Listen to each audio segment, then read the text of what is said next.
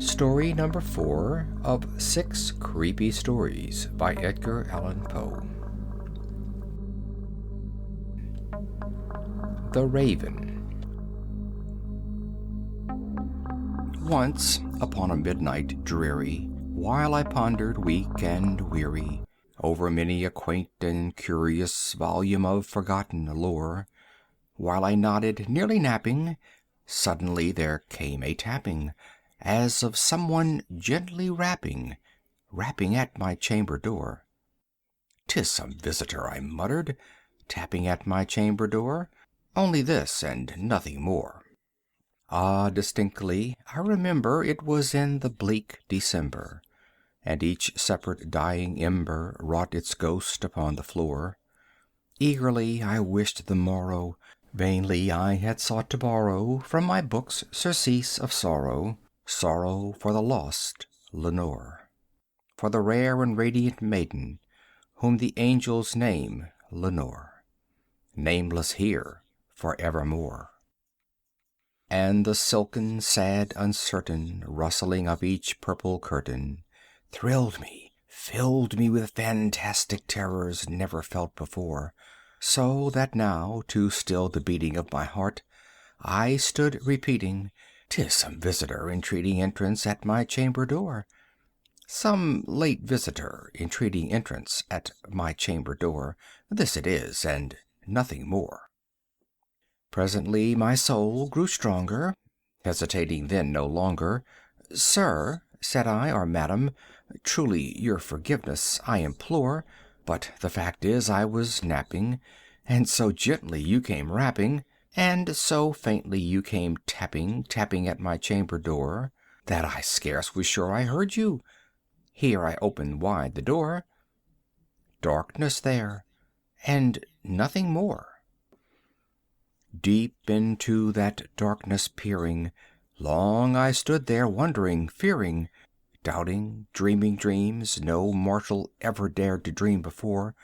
But the silence was unbroken, and the stillness gave no token, and the only word there spoken was the whispered word, "Lenore?"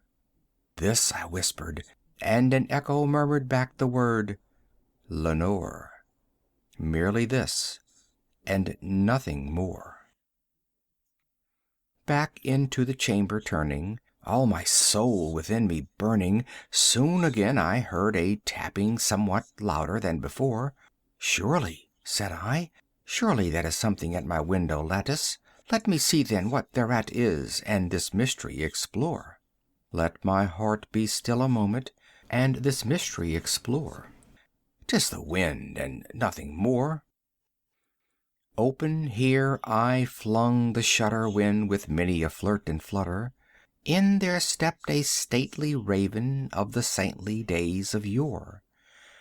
Not the least obeisance made he, not a minute stopped or stayed he, but with mien of lord or lady, perched above my chamber door, perched upon a bust of Pallas just above my chamber door, perched and sat, and nothing more.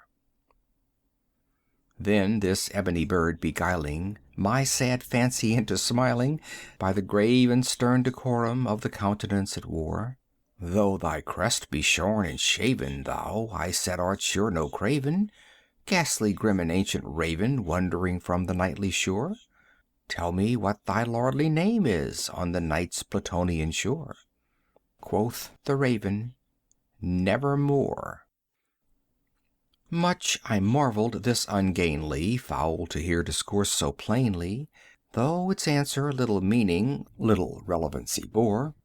For we cannot help agreeing that no living human being ever yet was blessed with seeing bird above his chamber door, bird or beast upon the sculptured bust above his chamber door, with such name as Nevermore. But the raven, sitting lonely on the placid bust, spoke only that one word, as if his soul in that one word he did outpour. Nothing further then he uttered, not a feather then he fluttered, till I scarcely more than muttered, "Other friends have flown before. On the morrow he will leave me, as my hopes have flown before." Then the bird said, "Nevermore." Startled at the stillness broken by reply so aptly spoken, "Doubtless," said I, "what it utters is its only stock and store, caught from some unhappy master whom unmerciful disaster followed fast and followed faster till his songs one burden bore, till the dirges of his hope that melancholy burden bore, of never, nevermore." But the raven, still beguiling all my fancy into smiling, straight I wheeled a cushioned seat in front of bird and bust and door. Then, upon the velvet sinking, I betook myself to linking fancy unto fancy, thinking what this ominous bird of yore, what this grim, ungainly, ghastly, gaunt, and ominous bird of yore meant in croaking "Nevermore." This I sat engaged in guessing, but no syllable expressing, to the fowl whose fiery eyes now burned into my bosom's core. This and more I sat divining, with my head at ease reclining on the cushion's velvet lining that the lamplight gloated o'er, but whose velvet violet lining with the lamplight gloating o'er she shall press, ah, nevermore. Then methought the air grew denser, perfumed from an unseen censer, swung by seraphim whose footfalls tinkled on the tufted floor. "Wretch," I cried, "thy God has lent thee, by these angels he has sent thee, respite, respite, and nepenthe from thy memories of Lenore. Quaff, oh quaff this kind nepenthe, and forget this lost Lenore." Quoth the raven, "Nevermore." "Prophet," said I, "thing of evil, prophet still of bird or devil, whether tempter sent or whether tempest tossed thee here ashore, desolate yet all undaunted, on this desert land enchanted, on this home by horror haunted, tell me truly, I implore, is there balm in Gilead? Tell me, I implore." Quoth the raven, "Nevermore." "Prophet," said I, "thing of evil, prophet still if bird or devil, by that heaven that bends above us, by that God we both adore, tell this soul with sorrow laden if, within the distant Aidenn, it shall clasp a sainted maiden whom the angels name Lenore, clasp a rare and radiant maiden whom the angels name Lenore." Quoth the raven, "Nevermore." "Be that word our sign of parting, bird or fiend," I shriek, upstarting, "get thee back into the tempest and the night's Plutonian shore. Leave no black plume as a token of that lie thy soul hath spoken. Leave my loneliness unbroken. Quit the bust above my door. Take thy beak from out my heart, and take thy form from off my door." Quoth the raven, "Nevermore."